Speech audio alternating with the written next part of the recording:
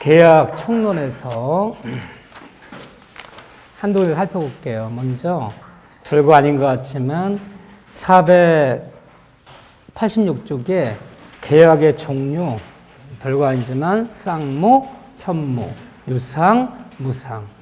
단답하시면 잘 나온다. 어려운 것만 나오는 거 아니다. 그래서 다시 한번 그림을 그려서 다시 한번 연습. 계약을 분류할 때 유상이다, 무상, 유상계약, 무상계약. 유상이다, 무상이다는 나눈 기준은 계약의 전 과정을 통해, 이게 포인트야. 구별한 기준 그러면 계약의 전 과정을 통해서, 이 단어가 돼. 전 과정을 통해서 이에 상응하는 뭔가 내가 뭔가를 줘요. 그걸 출연한다, 출연. 뭔가를 주지만 이에 상하는 대가를 단 한 번만 대가를 받았어. 한 번이라도 대가를 받으면 유상이야. 단 한 번도 대가를 받지 않으면 무상이 되는 거예요, 이렇게요. 그런데 유상, 무상 나누는 이유가 뭐죠? 나누는 구별 이유, 구별 시릭, 구별한 이유. 그러면 담보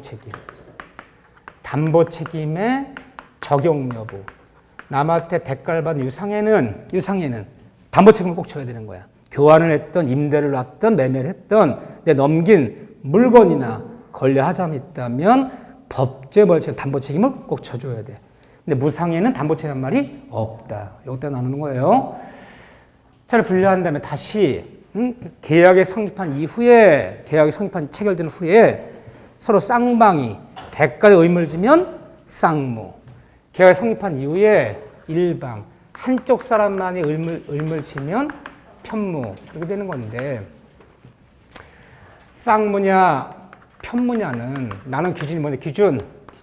그러면 전과등을 보통에서 쌍무편을 나누는 것이 아니라 계약이 체결된 후에, 계약이 체결된 후에, 이 후만 놓고 따지는 거, 요거 놓고 따지는 거 후에 과연 누구한테 의무가 있냐. 그래서 쌍방 의무가 있으면 쌍무, 일방만 의무를 지면 편무를 보면 돼, 이렇게요. 그래서 전과정으로 따지는 것은 유상, 무상. 계약의 체결된 후만 놓고 따지는 것은 쌍무, 편무. 근데 쌍무, 편무 나눈 이유가 뭐죠? 나눈 이유는, 구별한 이유는 쌍무에는 편무에 없는 특징이 나타난다. 쌍무의 특질. 그래서 견연성, 그래, 견연성. 쌍무 계약은 세상을 살아가는 공평의 원리. 쌍방 의무를 지는 쌍무는 공평 원리상 어떤 채권 채무의 성립, 이행, 소멸, 이 소멸이 서로 운명을 같이 한다는 거예요. 이게 쌍무의 특징이야, 이게. 쌍무 계약은 일방의 채무가 성립하여야, 자, 매매가 체결됐어. 매매 계약이 쌍무죠? 그러면 매도인이 매수인에게 목적물, 인도 의무가 성립하여야 타방인 매수인도 대금지 의무가 성립하는 거지. 만약 매도인이 목적 인도 의무가 성립하지 않으면 타방도 대금지 의무가 성립하지 않아요. 일방의 채무가 성립하여야 타방의 채무도 성립하고 운명 같이 해야 돼요. 또 이행사의 개연성. 이 일방 이행청할 때까지 매도인이 목적 인도할 때까지 매수인도 대금 지급을 거절하면서 같이 이행하자. 동시행의 항변권, 이행사의 개연성. 또 쌍무 계약은 일방의 채무가 매도인이죠. 목적 인도면 매도인이 그 매매한 목적물이 천재지변 등으로 멸실하면, 일방의 채무가 소멸하면 타방의 매수인의 대금직 의무도 어떻게 되는 거죠? 함께 소멸되는 거죠. 무슨 문제? 위험부담. 빨리 하는 거야. 응? 그래서 쌍무는 최근에 성립, 이행, 종료 같이 한다. 그 중에 동시행의 항변권, 위험, 부담. 이 문제는 오로지 어디서 발생하는 문제다? 쌍무의 특징이다. 이행사의 개념, 동시행의 항변권, 위험, 부담은 편무에 없는 쌍무의 특징이다. 그런데 일단 무상은 편무다. 맞아요? 틀려요? 무상 경우 모두 편무다. 맞아요? 틀려요? 맞아요. 자, 이게 헷갈려요. 그림을 잘 보세요. 다시 한번 연습할게요. 이게 쉬운 듯해도 맨날 이 점이 나오잖아요. 무상계약은 곧 편무이다. 무상은 곧 편무이다. 맞는 틀린 질문. 맞는 질문. 무상계약이면 쌍무인 거 없잖아요. 그런데 일방만이 의물지는 계약 성립한 후에 일방만 의물지는 편무계약은 곧 무상이다. 맞아 틀려요? 왜 틀려요? 편무에는 여기 이제 뭐가 있을 수 있다? 유상이 있을 수도 있다. 이 그림 아무것도 아니지만 자 계약이 성립한 후에 쌍방의 의물지는 모든 쌍무계약은 쌍무는 곧 유상이다. 쌍무는 유상이다. 맞아요? 틀려요?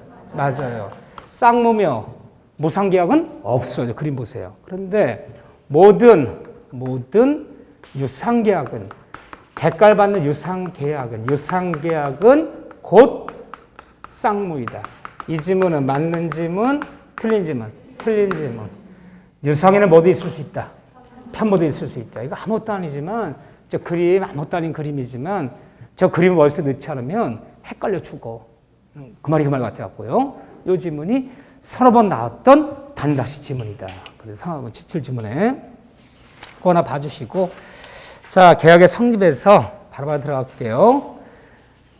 자 계약 성립에서 다시 한번 봐야 되는 게 뭐냐 보면 491쪽에 뭐 청약선 이렇게 어려운 거 없잖아요 여기요. 그래도 콕콕 집어서 단다시 문제들 491쪽에 2번에 무시적 불합의 숨은 불합의 3번 착오 이거 좀 보자고요. 숨은 불합의와 착오의 구별할 줄 알아야 된다. 사례 문제 나왔을 때. 자, 교재 491쪽이에요.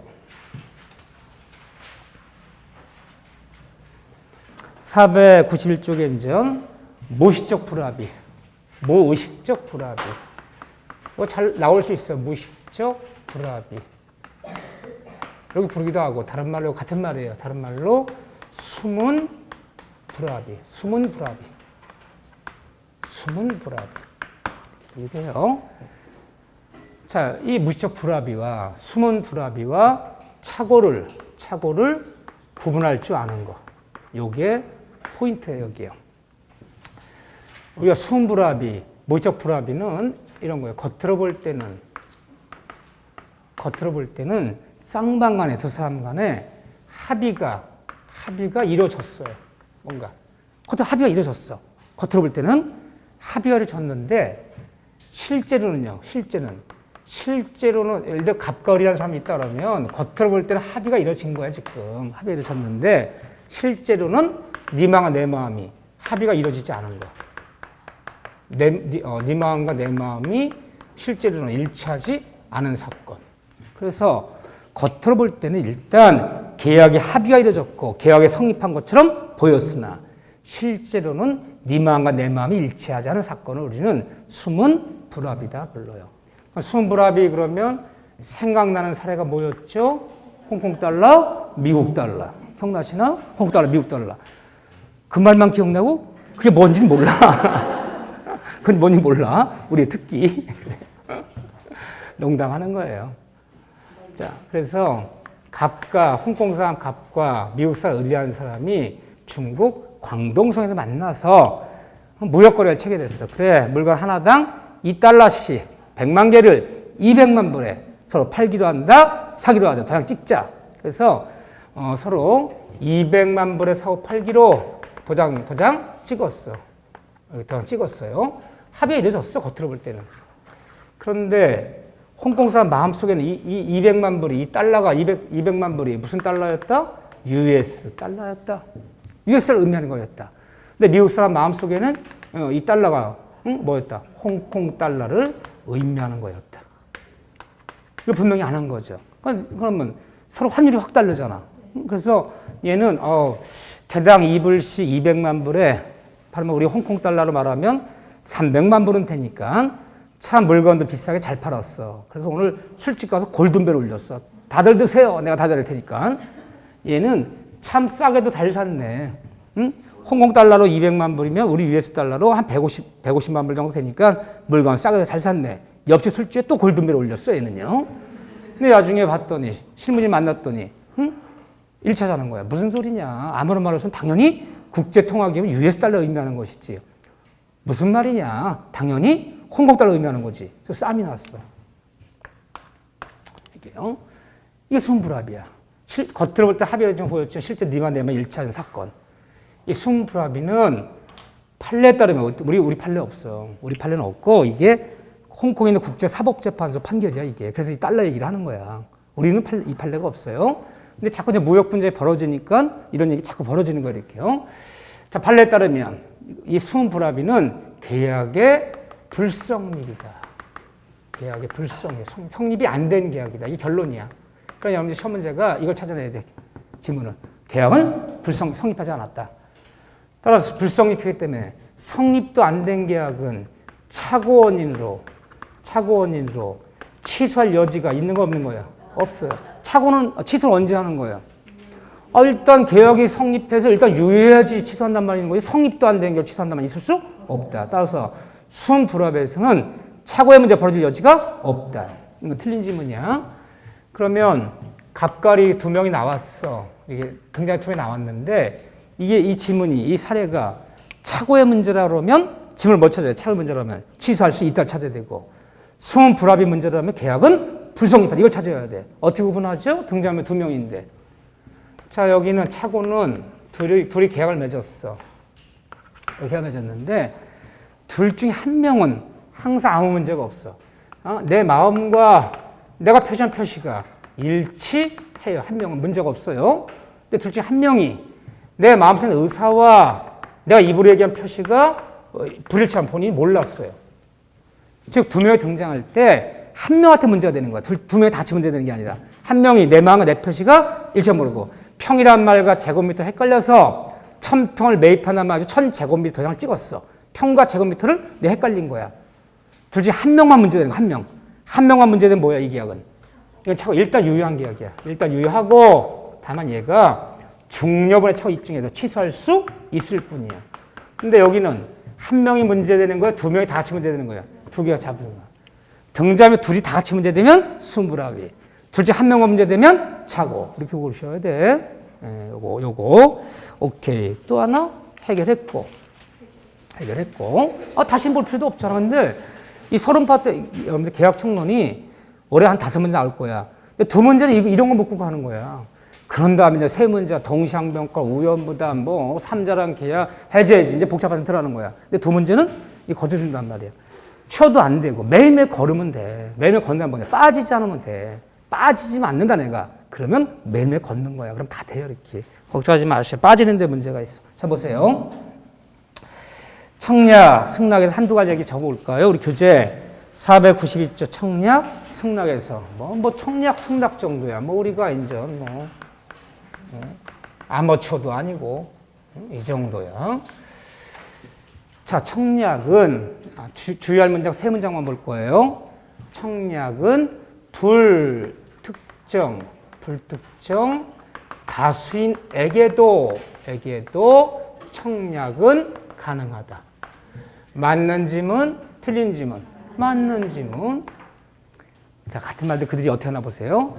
불특정, 다수인도 청약할 수 있다.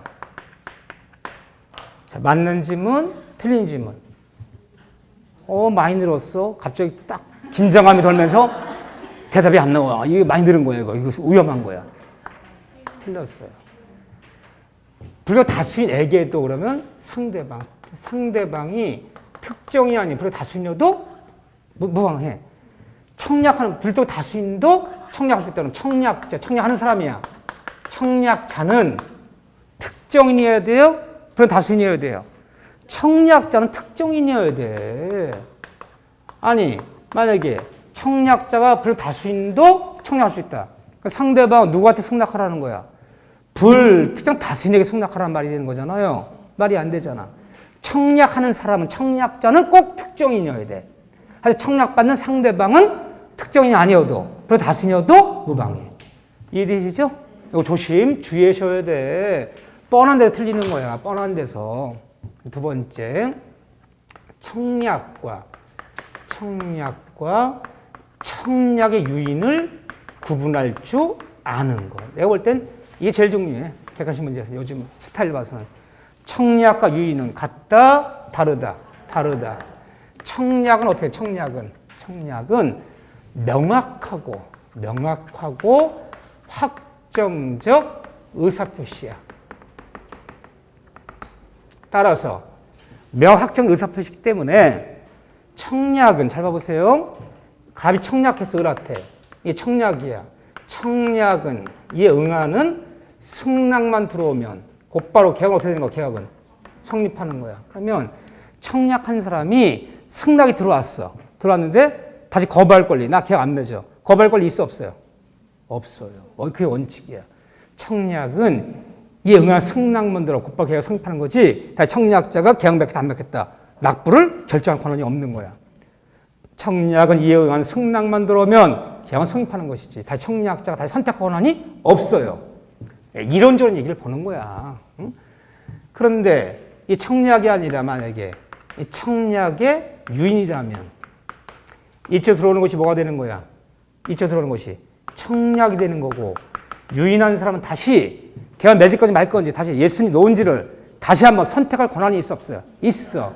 선택 권한이 있어서 예스라고 승낙하면 계약은 성립하는 거고, 노하면 성립하는. 그러면 나에게 다시 한번 선택권이 있으면 유인이고, 나에게 다시 한번 선택권이 없으면 청약이 되는 거야.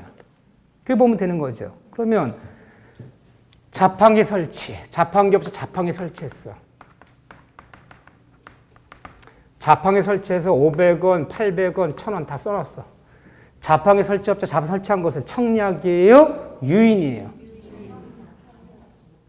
만약에, 생각해보면 돼요. 이게 자판기 업자 설치한 것이 이게 만약에 청약 유인이라면 내가 동전 500원 집어넣었어요. 500원짜리 커피 마시려고. 동전 집어넣는 것이 청약이 되고, 동전 집어넣는 거 청약이 되고, 자판기 업자 웅 돌더니 안 팜. 그래도 확 뱉어버려. 팜. 그러면 자, 선택권이 있어. 팜, 안 팜. 잘 기다려봐야 돼.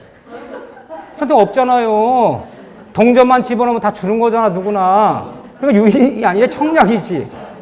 그렇게 생각하셔야 돼. 다시 한 선택권이 있냐, 없느냐. 그러니까 선택권 없지. 누구나 그 동전 집어넣으면 그 물건 주는 거지. 판도 안 판다, 웅 돌더니 팜, 안 팜 막 선택해. 그냥 유인이 아니라 청약이지. 이 청약이 되는 거고, 동전 집어넣는 것이 승낙이 되는 거고, 그럼 얘는 권한이 없다 그랬어. 선택 권한이 없다 그랬잖아. 계약은 성립되기 때문에. 물건 줘야 되는 거잖아. 응? 구인 광고, 사람 구한다. 무슨 과, 몇 년 출생 이후에 무슨 자격증이 있어야 되고, 무슨 과를 나와야 되고, 근무처는 어디고, 자세히 적었어. 어쩌고 상세히 나왔어. 자, 구인 광고 내는 것은 청약의 유인이에요. 그렇죠. 이 유인이 되기 때문에 이력서 제출하는 것이 바로 청약이 되고, 이력서 제출한 사람 중에서 다시 선택 권한이 있지. 이 사람이 오케이 한 사람은 뽑는 거고, 노 하면 안 뽑는 거지. 구인 광고 내서 선택권이 있으니까 이게 다시 승낙해야지 고용계약 성립하잖아. 그럼 구인 광고 내는 것은 유인이죠. 그러니까 어렵지 않아요, 생각보다. 그러면 백화점에서 정찰표 붙여놓은 것은 청약 유인이에요. 백화점 마트에 정찰표 붙여놨어. 몇백 원짜리 이렇게 막 붙여놨어. 정찰표 다 붙여놨어. 유인이에요, 청약이에요? 청약이니까 내가 그 물건 갖고 와서 계산만 하면 되는 거지. 갖고 왔더니 얼굴 쳐다보더니 안 판대요, 나한테는. 성이 뭐예요? 김씨인데요. 김씨한테 안 판대, 자기는. 이거 권한이 있는 거 아니야. 그렇지만 정찰표 안 붙여놓고 동대문 남대문 시장에 물건 진행한 것은 이게 유인이 되는 거야. 내가 지나가다 이거 얼마예요? 예, 8만 원인데요. 7만 원에 주시죠? 그 사람이 다시 한번, 예, 좋습니다. 7만 원 드리죠. 그러면 쓸 수 있지만 안 됩니다. 그러면 그만이잖아. 그래서 물건을 그냥 진행한 것은 유인. 정찰 붙여놓으면 청약. 그러니까 얘가 이런 얘기 왜 하냐면, 번호하나 박스 쳐놓고 나올 때 한 지문 정도 모르는 지문이 나올 거야. 그럼 머릿속으로 생각을 해봐. 그림을 그려가면서 하나, 둘, 다시 한번 선택 권한 있냐, 유인. 선택 없군, 청약. 이렇게 보셔야죠. 이게 의외로 요즘은 이런 걸 잘 물어요. 이게 중요하고. 그런 다음에 청약에서 모든 청약은 다른 얘기는 하지 않고 내가 모든 청약은 대화자끼리 하는 청약이건 대화자건 또는 격치자건. 모든 청약은 대화자건 격치자건 청약은 모두 도달주의. 도달시에 그 효력이 있다. 청약 효력이 있다 발생한다. 도달주의 생각하고 있지. 청약은 발신주 예외가 없다. 발신주 예외가 없다. 모든 청약은 도달시에 그 효력이 있다. 맞는 질문, 틀린 질문. 맞는 질문이에요. 청약은 발신주 예외가 없어요. 모든 청약은 도달시에. 누구한테? 청약 수령자에게. 그때 효력이 있는 거야. 우리가 승낙은요. 승낙은 발신주 예외가 있을 수 있어. 격치자끼리는 시간이 오래 걸린 격치자 간에는 청약된 승낙을 발했을 때 계약을 성립한다. 승낙이 발신주 예외가 있는 거지 청약은 발신주 예외가 없어요. 모든 청약은 도달시에. 이 질문이 맞는 질문이에요. 이런 것들 깜빡 틀리기 쉬운 것들만 내가 딱 해봤어요. 이렇게. 나머지는 여러분들 스스로 여기 읽어보셔야 돼요. 밑줄이 거져 있기 때문에. 이제 아마추어가 아니에요, 여러분들이. 그 말 안 할게요. 그 말 하면 또 혼난다, 또. 자, 그런 다음에 승낙에서 주의할 거. 한번 줄줄 읽어보시면 내가 다 필기도 돼 있고. 자, 승낙 보시죠. 첫째, 승낙에서 승낙의 효력, 발생 시기와 이꼴 계약의 성립 시기는 이것은 일치한다. 질문이 나왔어. 승낙 효력 발생 시기와 계약의 성립 시기는 일치한다. 이게 맞는 지문, 틀린 지문. 맞는 지문이에요. 이게 말이 이상할 것 같지만 저는 기출 지문만 얘기하는 거야. 기출 지문도 아닌 걸 내가 왜 얘기하겠어? 응? 자, 승낙도 도달주를 택했다면 승낙이 언제 발생해요? 승낙이 청약자한테 도달했을 때.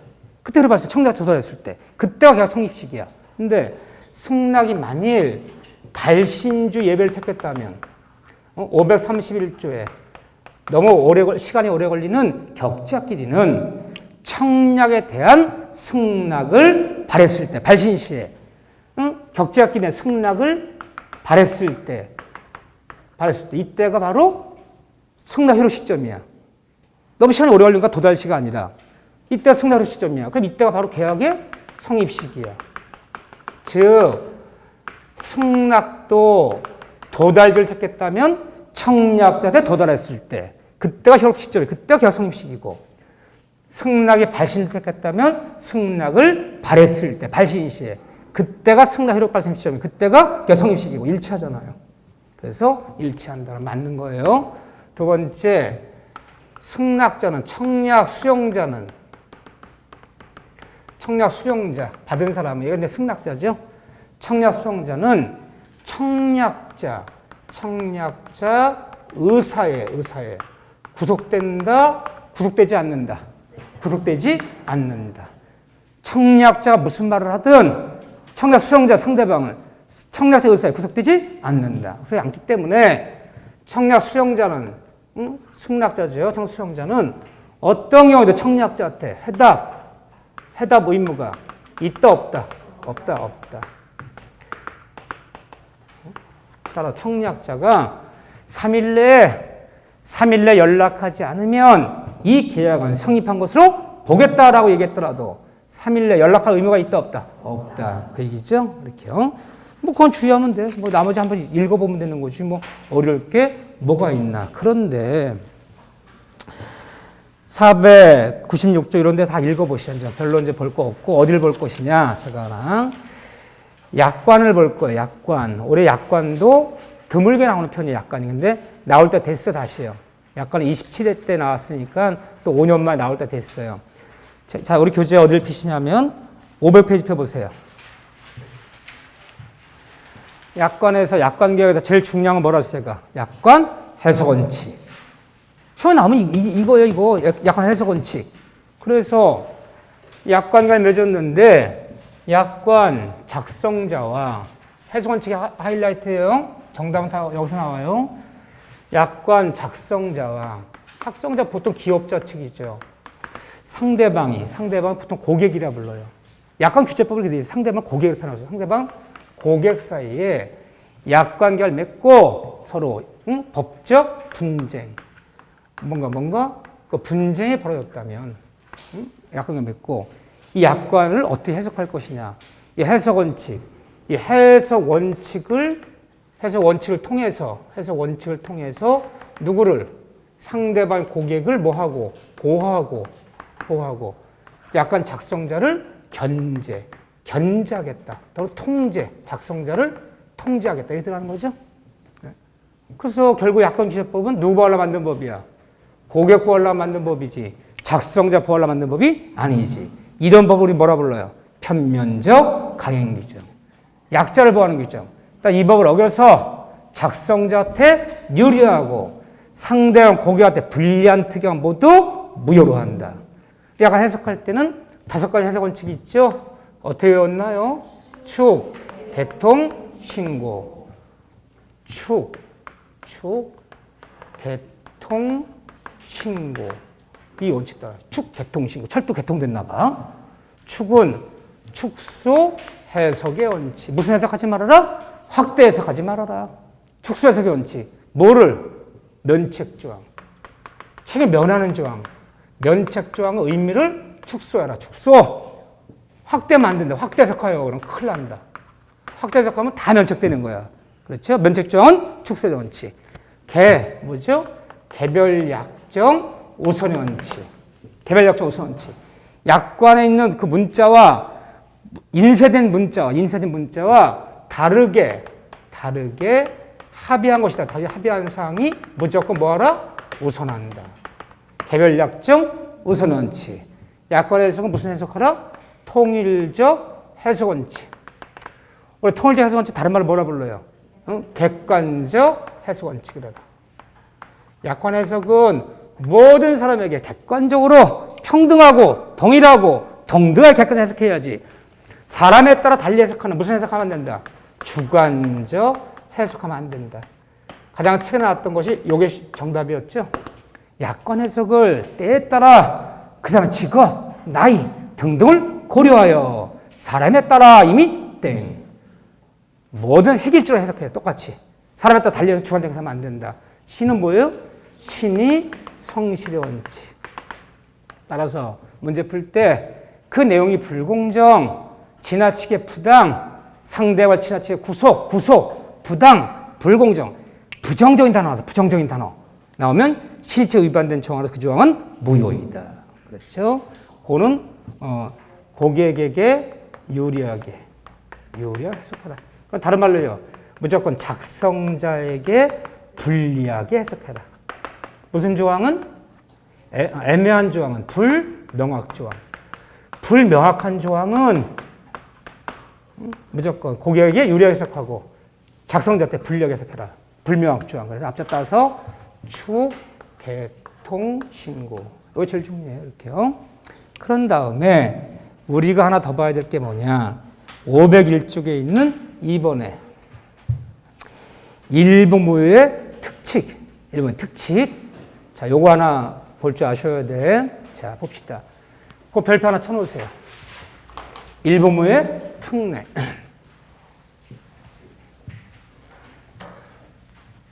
우리가 민법을 배우다 보면 우리 민법 137조에 보면 일부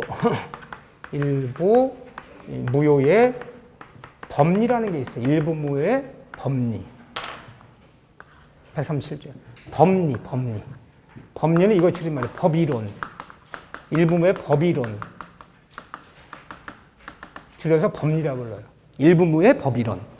자, 그런데 법률행위를 했는데 전부가 아니라 일부가 무효라면 원칙은 어떻게 되는 원칙은?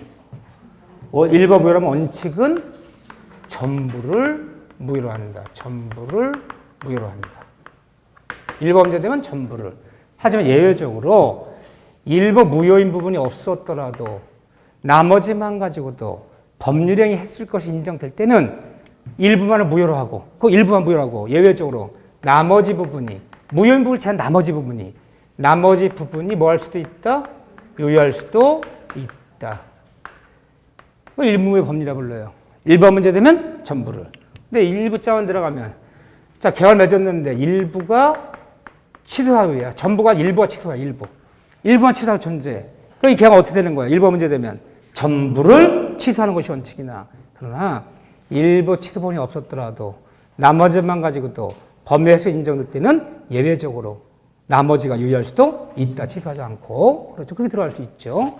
그 다음에 일부 통정. 전부 짠 게 아니라 일부만 통정했어. 일부가 통정되면 어떻게 되는 거야? 원칙은 전부를 통정을 봐서 무효되는 것이 원칙이나 일부 통제한 번이 없었더라도 계약 맺어서 인정될 때는 그 부분만은 무효라고 나머지 유효할 수도 있다. 일부 103주반. 일부가 103주반이라면 전부를 103주반을 봐서 무효되는 원칙이지만 그 일부 103주반이 없었더라도 나머지만 가지고도 법이 해석 인정할 때는 예외적 나머지 유효할 수도 있다. 일부자만 들어가면 다 쓰는 거 안 쓰는 거예요. 다 써먹는 거야 이거는. 일부 문제 되면 전부를. 예외적 나머지 유효할 수도 있다. 이 일부 법리야. 그런데 이걸 따라가야 되는데 일부 무효 법리의 이 특례라는 게 특례. 반대로 뒤집어야 되는 게 있어요. 반대로 가야 되는 게 반대로. 이걸 따라가지 않아. 일부의 특례다. 반대로 뒤집어라. 약관계를 맺었는데 보험계약을 맺었어. 보험약관이야. 이 보험약관이 총 7페이지야. 7페이지에 걸쳐서 보험약관이 1항부터 50항까지 있어. 7페이지야, 페이지가. 그냥 찍었어. 맺었는데 그 50항 중에서 4항과 5항 이 두 항이 그 내용이 불공정하다. 내용이 지나치게 고객에게 불리하다. 지나치게 상대 고객을 구속시키더라. 그래서 이 두 조항이 그 내용이 불공정해서 신의성조 위반해서 신의칙 위반해서 이 두 조항이 무효 판정이 났어요. 법원까지 소송까지 갔어. 그러면 50개 조항 중에서 약관 보험계약 50개 조항 중에서 2개 조항이 무효돼 버렸어. 무효돼 버리면 이 약관계약은 원칙은 어떻게 되는 원칙은 나머지 부분 몇 개? 48개요. 나머지 48개 유효한 거예요. 원칙은. 일부는 무효라고. 그런데 이게 예외적으로 이 두 조항이 무효됐는데 이것이 이 보험계약, 이 약관계약의 핵심 조항이야. 핵심 조항이어서 이게 무효가 돼버리면 계약 목적 달성이 안 돼. 이 두 조항이 무효돼 버리면 계약 목적 달성이 안 돼. 그때만 예외적으로 일부 무효 무효 계약 목적 달성할 때 그때는 예외적으로 전부를 무효로 한다. 그러면 우리가 봤던 일부 법리가 원칙과 예외가 어떻게 된다고 해서는 뒤집어진다. 그래서 약관은 일부무효 특례를 적용해서 일부 조항이 무효라면 원칙 나머지 유효하고 예외적으로 계약 목적 달성이 안 될 때만 전부를 무효로 한다. 따라가야 돼, 안 따라가야 돼? 따라가야 돼요. 뒤집어지죠? 그렇죠? 이렇게. 특례라 불러요. 그럼 이렇게 하는 게 또 있느냐? 또 있어요. 일부의 특례 뒤집어라. 딱 두 군데야. 해제 그래, 해제. 일부 이행지체. 전부가 지체가 아니라 일부 이행지체. 이렇게 10대를 매매했는데 9대는 갖고 왔는데 한 대를 안 갖고 와 지금 약속 날 때 일부 이행지체. 또는 일부 이행불능. 10대를 매매했는데 9대는 가능한데 넘기는 게 한 대를 못 넘긴대. 한 대는 없대요. 그러면 우리가 이행지체, 이행불능, 불완전이행, 채권 수용지체 이게 다 뭐였어요? 이게 다 해제사유였어. 해제사유. 법정 해제. 이행지체, 이행불능, 불완전이행, 수용지체, 사정변경. 다 해제사유였단 말이야. 그런데 일부가 이행불능이고 일부가 이행지체했다면 전부를 해제할 수 있겠느냐? 원칙은 그게 아니라 원칙은 일부 지체한 부분만, 일부 불능한 부분만 이것만 해제하고 전부 해제하지 말라는 거야. 일부만 해제하라는 거야. 전부를 해제하는 게 일부만 해제하라. 그런데 일부라도 이행이 불가능하면 10대 세팅이 돼야지 9대가 건 기계 가동이 안 돼요. 일부가 지체해서 계약 목적 달성이 안 돼. 일부라도 지체하고 일부라도 불능하면 그때는 예외적으로 할 수 없이 이때는 전부를 뭐하라? 해제하라. 그러면 결론. 우리가 계약법 배울 때 약관, 해제. 이 말만 나오면 일본의 법률을 반대로 뒤집어야 된다. 해제와 약관은 특례에 적용돼서 일부가 문제되면 그 일부만 문제 삼지 나머지는 문제 삼지 말자. 계약 목적 달성이 안 될 때만 전부를 이렇게 들어가야 돼요. 그래서 해제와 약관은 일본의 특례에 적용된다. 꼭 기억하셔야 돼. 해제, 약관. 네.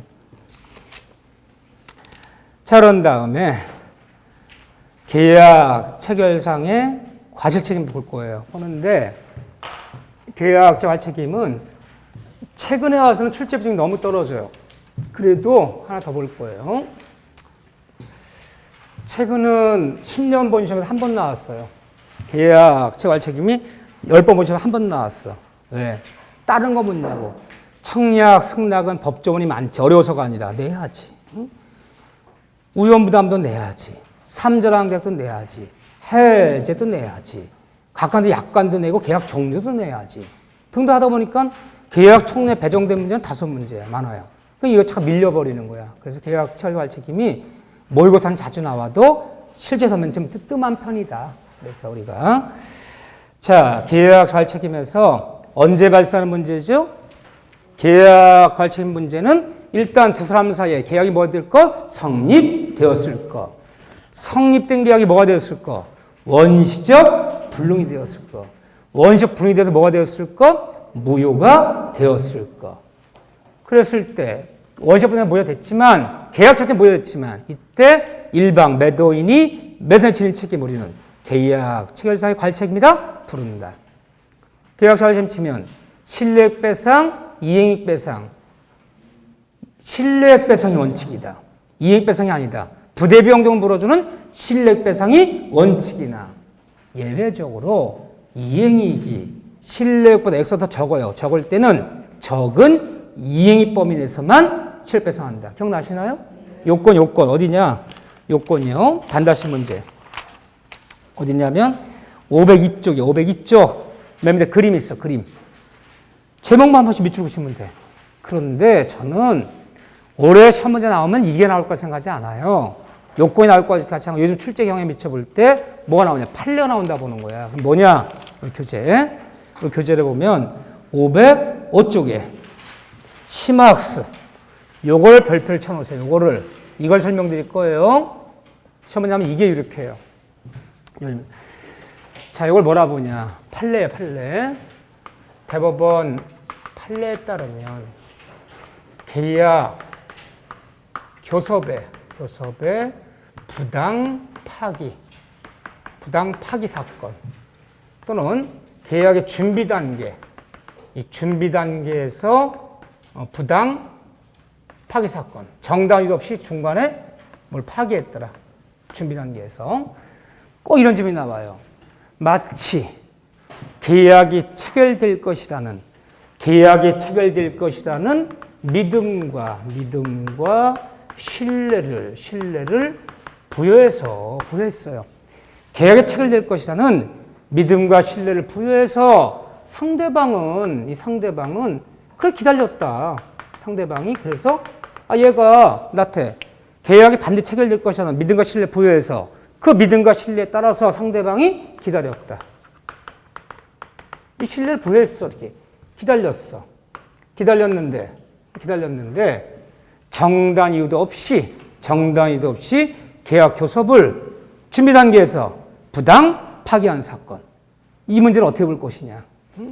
그러면 마음에 또 안 와닿네, 이분들이. 이게 무슨 말인가? 그러면 이게 대표 사건이 뭐냐? 대학에서 교직원 채용 사건이에요, 이게. 정확히는 전주 옛날에 우석대학 이런 대학이 있었어. 거기 판례예요. 지금 대학 이름이 바뀌었는지 모르겠는데 모 대학에서 교직원을 모집하겠다라고 모집 공고를 냈어. 물론 공고에 자체 나와 있지. 이런 사람 뽑겠다. 그래서 많은 사람들이 1차 서류 전형, 거기서 뭐 또 합격해서 2차 면접 전형, 3차 집단 면접. 그 3차까지 통과해서 5명이 합격 통지서를 받았어요. 축하드립니다. 통지서 보냈어요. 그런데 일단 대기 발령 기다려라. 그러면 곧 며칠 내 불러서 학교에서 고용계약, 근로계약 작성하고 출근시킬 테니까. 그 학교 통지서 받고 기다렸어. 아무 연락이 없네. 그러더니 보름쯤 지나더니 통지서 왔어요. 본의 아니게 참 여러 가지로 미안하게 됐대요. 올해는 학교 측이 사정이 어려워서 교직원을 뽑지 않기로 했대요. 그래서 미안하게도 채용할 수가 없다는 거야. 학교 통보 기다렸는데. 그러면서 마지막에 앞날의 무궁한 발전과 영광을 기대한다. 안녕. 그래서 안녕. 이게 안녕으로 끝날 문제냐 지금. 학교 통지 보내놓고 볼 기다렸는데 정답이 없이 채용 안 하겠다는 걸 익혀. 이 문제를 판례가 어떻게 볼 것이냐. 일단 판례가 말하는 계약체가 할 책임은 일단 계약이 성립이 돼야 돼. 성립도 안 된 계약에서는 계약체를 할 책임을 쓰지 말라는 거야. 그래서 판례는 535조. 이 535조. 이거 이외에는 일체 인정치 않아요. 계약체 할 책임 이것만 인정해. 일단 성립이 되어서 성립된 계약이 원시적 불응이 되어서 무효되었을 때 이거 외에는 일체 계약체를 가십시에만 쓰지 말라는 거예요. 이렇게요. 학설은 여러 가지 인정하지만 이것 때문에 싸움이 났어. 그러면 이 경우에 학교 측은 잘 봐보세요. 판례 매우 적고 학교 측은 이 학교 보내놓고 보름 기다렸는데 채용 안 했습니다. 학교 측은 우리 5명 채용하라는 판결입니다. 라고 이 사람들이 이행하라. 채용해라. 우리 판례가 이제 판례하는 얘기예요. 믿음과 신뢰를 부여해서 기다렸는데 이렇게 정당이 없이 부당 파기해버린 거야. 이때 이행하라. 이행 청구권. 우리 고용해라. 이행 청구권 행사를 판례가 인정한다. 인정 찾는다. 계약을 체결하라. 계약을 체결하라는 이행 청구권. 인정한다. 인정 안 한다. 인정 안 하지. 아무것도 고용해라. 이런 판결 안 나와요. 이때 얘들은 인간의 신이치 위반에 따라 이거 얼마나 기대가 무너졌습니까? 또 딴 데 원서도 안 내고 얼마나 좋아하다가 또 인간의 신이치 위반에 따른 손해배상은